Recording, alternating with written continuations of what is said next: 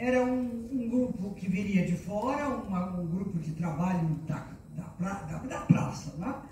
Era o clássico, era esse que viria de um trabalho de concurso de peça, e o outro já esqueci.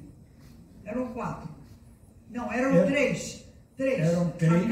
A cada processo duraria 4 meses. Exato, eram 3. Estávamos certos de que isso ia acontecer. Fizemos o primeiro concurso com autores novos autores. Ganhou um autor, que eu não me recordo o nome. A peça eu me lembro o nome, chamava-se Nossa Voz. Ela foi encenada, aí acabou o governo, eu saí daqui, eu não me lembro mais quem veio, enfim, eu só voltei aqui com Eliana. Que foi, a Eliana entrou, contou pra gente, foi em 2003, 2004. Foi 2003, 2004. E o Sérgio deu um empurrãozinho. Não, o Sérgio que me deu um empurrão, porque foi o seguinte, eu sempre trabalhei no Estado, sou funcionária do Estado desde 1976. Tinha trabalho na Secretaria de Cultura, babá, no seu telefone, aí eu disse, Casa de Segurança Brasil, eu disse, bem, eu quero ir para Casa de Cultura, tá? Eu moro no Leblon, amo a Casa de Cultura é fantástica.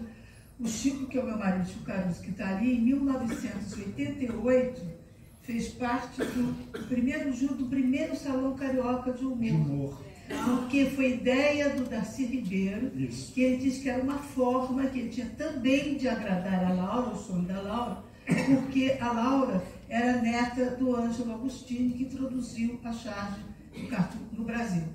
E o Ângelo Agostini, que era o avô da Laura. Então a Laura queria que essa parte daqui se chamasse Ângelo Agostini. E a casa toda se chamasse Álvaro Alvim. E eu me lembro que eu achei aqui uma carta da Mariana para o Darcy. Darcy, você prometeu para minha irmã que ia ser Álvaro Alvim. Darcy disse que Álvaro Alvim, não, vai ser Laura Alvim na minha casa. E daquele jeito, Darcy, bem. Então, em 1978 era Chico, Ziraldo, Milor, Reinaldo, Jaguar. Eles fizeram parte do primeiro júri que teve o concurso nacional concurso nacional de desenho de humor. Foi. Que era exatamente para poder incentivar novos talentos. O Enfio. Oi? O Enfio morreu e ele foi homenageado. O Enfio morreu nesse ano de 1988, ele foi homenageado. E nesse palco aqui, então o que acontecia? O salão era para ser, não era só o concurso nacional de desenho de humor, mas era também show musical, era peças de teatro, oficina, mas todo ligado ao tema humor. E aqui foi nesse palco, em 1988, que meu filho, com 7 anos de idade, o pai colocou ele no palco, porque era a banda do Paulo Caruso se apresentando aqui, Avenida Brasil, que eram vários humoristas se apresentando, e o Paulo se apresentou aqui, e o Chico cantando, que era a banda deles, e o Fernando estão subindo no palco. Em 88, a mesmíssima coisa. Em 88, 89, era o segundo salão. Então é o seguinte, quando eu vim para cá, em 2004, eu vim para trabalhar aqui, normalmente, não sei o que, papai não tinha nem sala para sentar, eu ficava sentada ali dentro dos degraus ali. E o Macir Góes, que era o diretor da Casa de Cultura Laura Alvim, porque Helena Severo era diretora. E o Macir Góes, falei, Macir, vamos trabalhar aqui, você já conhecia o Macir, que a gente já tinha trabalhado junto. Aí ele falou, Helena, eu queria que você recuperasse 2 projetos da casa. Salão Carioca de Humor e o Concurso Nacional de Dramaturgia. Que o Concurso Nacional de Dramaturgia, que nós não conseguimos recuperar, o salão se acabou, parou os 4 anos, não foi feito mais. Eu disse, está ótimo, vamos fazer. Eu disse, tem dinheiro? A mesma coisa, tem dinheiro? Ele falou, nenhum. Então a gente corre atrás, e aí nesse correr atrás a gente fica enchendo o saco de todos os amigos, dizendo, você é empresário, sabe como é que é? Vamos embora trabalhar. Bem, aí nessa história toda, eu estou aqui trabalhando, Helena Severo sai, e o Marci diz assim, olha, não vou ser mais diretor, não vou ser de jeito nenhum, porque eu só fiquei aqui por causa da Helena. Eu não quero mais, eu quero mais meu teatro. Aí eu ligo na cara de pau para o Conde, que era muito amigo, e nós também tínhamos trabalhado junto, porque eu também era funcionário da prefeitura, eu falei, Conde, foi o seguinte, eu nunca pedi nada, nunca pedi carro, mas eu queria ser diretora da Laura Alvim. Se eu tiver candidato, eu quero ser diretora da Laura Alvim. Eu falei, tudo bem, eu falo com o esquerdo, não tem nenhum problema. Ele me liga logo depois e diz assim, olha, o Nisqueiro falou, Eliane, que pena, que ele já convidou o Sérgio Pereira. Eu digo, ótimo, conheço o Sérgio, vamos trabalhar junto, maravilha. Lá veio a proposta do Nisqueiro. Enquanto o Sérgio. Eu digo, Sérgio, que maravilha, nós vamos trabalhar juntos. Na posse do Nisqueiro. Nós vamos trabalhar juntos. Ele falou, por quê? Ué, você foi convidado, você aceitou? Eu disse, eu não aceitei, não. O que fizeram com aquela casa é uma tristeza. Eu nunca mais fui lá, você falou, se eu fui lá, eu nem quero ir lá. Porque é uma tristeza que fizeram com aquela casa. Acabaram com a casa. Eu disse, você jura que você não quer? Sérgio falou. Ele disse, com muito espanto, falou, mas você vai querer? Eu disse, eu quero. Você tem certeza? Eu disse, eu quero, Sérgio. Acho que dá para recuperar, Sérgio. E aí eu perguntei se você me ajuda. Então, eu sempre digo que essa casa teve, logicamente, além do Darcy, tudo. Para mim, essa casa sempre teve uma Santíssima Trindade. Que era o Sérgio, a Fernanda e a Estela Miranda. Porque a Estela Miranda, ela fez um trabalho... Estela Marinho, Estela Miranda. Escuta depois, agora me corrige, porque eu confundo todos os nomes. Já pedi para a Joana fazer isso, porque eu já chamei o Moacir. Gosto de Moacir Luz. É o Moacir Luz. E não é idade não, viu? Desde sempre. Desde sempre. Então, Estela Marinho. A Estela Marinho fez um trabalho aqui fantástico. Eu conheci a Estela, mas muito depois. Conheci da casa, não era nem mais diretora da casa. E eu tive a oportunidade de ver um álbum que a Estela tinha feito aqui, que ela fez com as mãos dela mesmo. Ela foi, colou as fotos todas, ela escreveu, sabe, de cada coisa que ela fez, de tudo que acontecia na casa. E ela tinha um amor a essa casa que era fantástico. Ela realmente trabalhava muito. E tem uma história engraçada por trás disso, porque era o seguinte, o Brizola e Roberto Marinho não se davam, eram inimigos. E eu, pela história que a Tatiana me contou, que disse que o Darcy disse, não, eu quero a Estela. Porque quando eu falei com o Darcy, eu digo, olha, a Estela trabalha comigo, eu queria que ela fosse para lá. Ele disse, mas ela acabou de se separar do Roberto Marinho. E a mãe de todos, né? A mãe da dinastia. Agora, qual foi a razão para esse projeto que nós lutamos, nos reuníamos, sonhamos, não ter saído?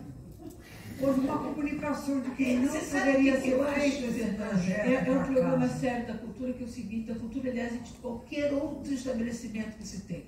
Existe uma coisa que eu acho que é terrível, o negócio das pessoas, cargo. Eu quero cargo, mas se ele tem nenhum feitiço daquilo, nem nada, então as pessoas trocam e botam outros. Então, por exemplo, eu me lembro que veio para cá a mulher que era do secretário, que eu tinha até posto a pedir, que tinha seus 80 e poucos anos, botou a senhora aqui, que era católica, apostólica romana, não tenho nada contra. Mas ela escolhia as peças, ela censurava algumas peças, sabe? E tinha, juro, dentro da Casa de Cultura Alvim, tinha reunião de reza, de rezar o terço. Então, cada um que vinha, resolvia.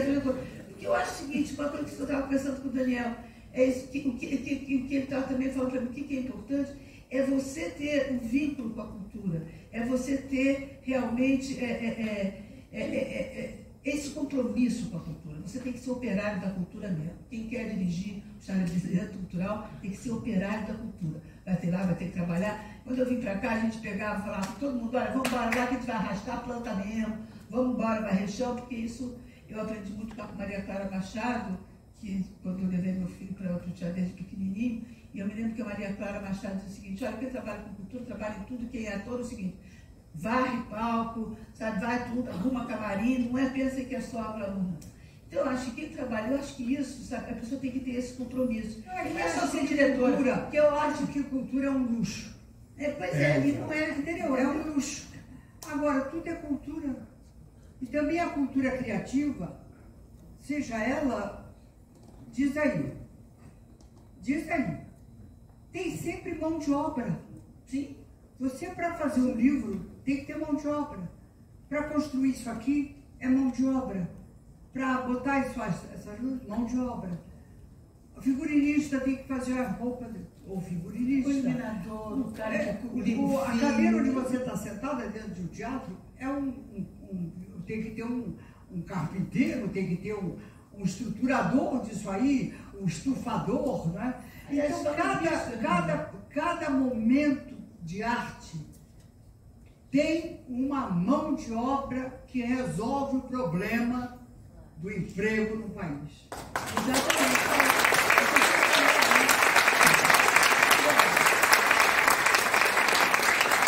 O poder político chega ao chamado poder mesmo,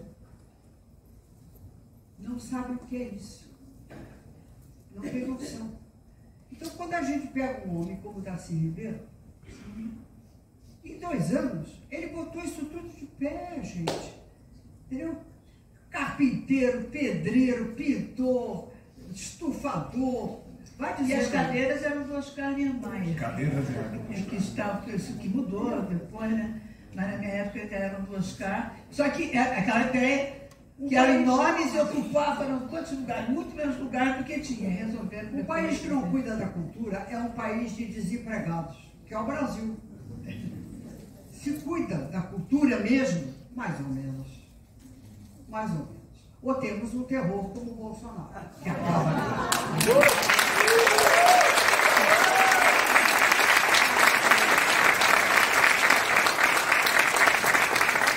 Teríamos que levar esse pensamento para o voto.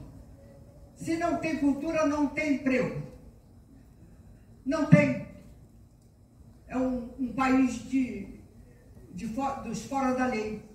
É um país sem ter um prato de comida. Porque nós precisamos da cultura para poder existir, para a gente existir, ter um caráter, atravessar a fronteira com uma cara, com uma força de ação, não só política, entendeu? Não, criativa, entendeu? Criativa. Então isso aqui é isso. Esse espaço aqui é um exemplo na nossa cidade de um milagre. É verdade. De um milagre. Sim, de conseguir se manter. Se nós não tivéssemos o Darcy Ribeiro, nós não teríamos isso aqui. E nós nem estaríamos aqui também. Não teríamos. Eu estaria aqui. Porque nem era uma coisa do Brizola. Não. Não, foi Darcy. Era do vice. Ele salvou mais de 1000 e poucos prédios de arquitetura histórica nessa cidade. E quando Darcy queria, ele fazia. Entendeu? O centro da cidade, ou mal ou bem, tem lá agora, está tudo fechado por causa desse vírus. Mas a cidade, a gente viaja e tem a impressão que estamos até em outro país. Entendeu? Eu vim há pouco de Lisboa. Toda aquela arquitetura da cidade que veio do terremoto, portanto está com 200 anos, é impressionante. Tudo pintado. Os ferros todos não estão podres, as varandas todas, a cidade é bonita, é clara, sabe?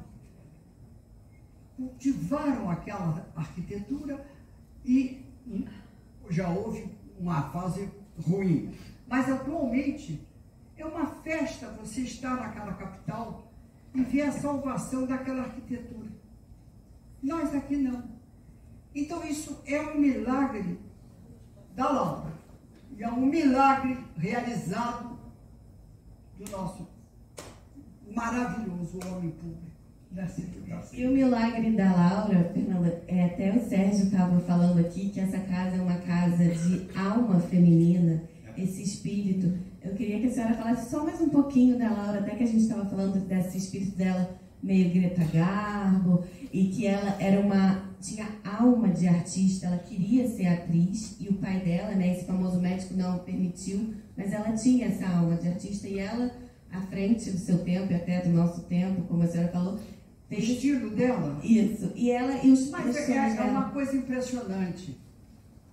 A gente tem uma vida de ator, não é à toa, porque a gente vai antes, durante e depois do processo do personagem.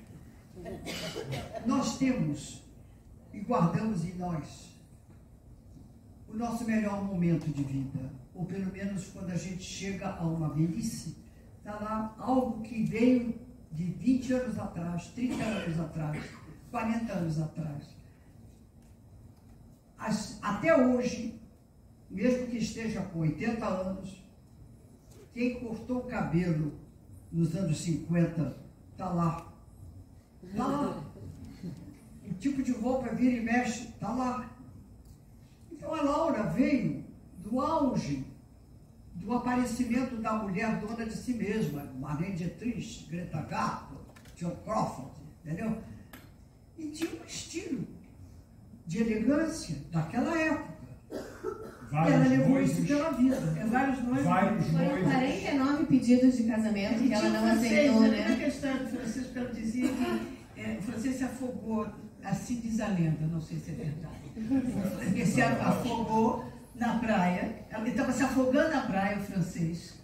E aí eles foram chamar a Laura, mas a Laura foi passar o batom, porque ela disse que não iria ali na varanda sem passar o batom. E aí foi passar o batom e eu acho que ele já tinha se afogado.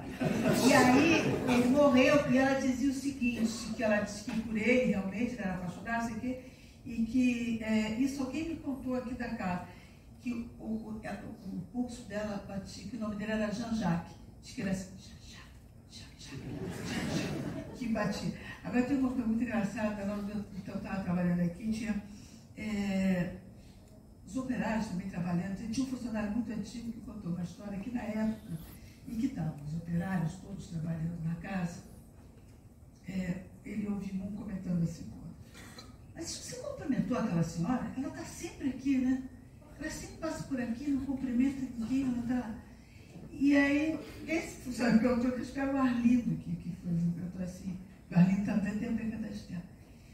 Escuta, quem vocês estão falando? Que senhora é essa? É uma senhora de preto, ela sempre passa por ali, e eles aqui nas arcadas. Ela sempre passa por ali, mas ela é estranha, ela não fala com ninguém. Aí o Arlindo falou, é mesmo? E aí teve uma outra história, que eu disse, isso foi a Laura, aí eu fui testemunha. O Globo pediu para lançar, aqui a TV Globo ia lançar aquela campanha Teatro a gente se vê por aqui, que era a TV Globo cedendo espaço para o teatro, fazendo propaganda gratuita para o teatro. E aí, eles pediram para lançar aqui, na época, e o Erlanger pediu, eu digo, tudo bem, e o Roberto Irineu, filho da Estela, veio aqui. O Roberto Irineu visitou a casa, ficou emocionado quando viu o álbum que a Estela tinha feito. E ele veio para aqui, para esse palco. Eu estava sentada ali assistindo e ele veio para esse palco para falar do projeto, mas ele não conseguiu falar, começou a ficar emocionado, a pessoa ficou embargada. Ele disse, olha, não vou conseguir fazer discurso, porque essa casa mexe muito com a minha emoção por causa da minha mãe.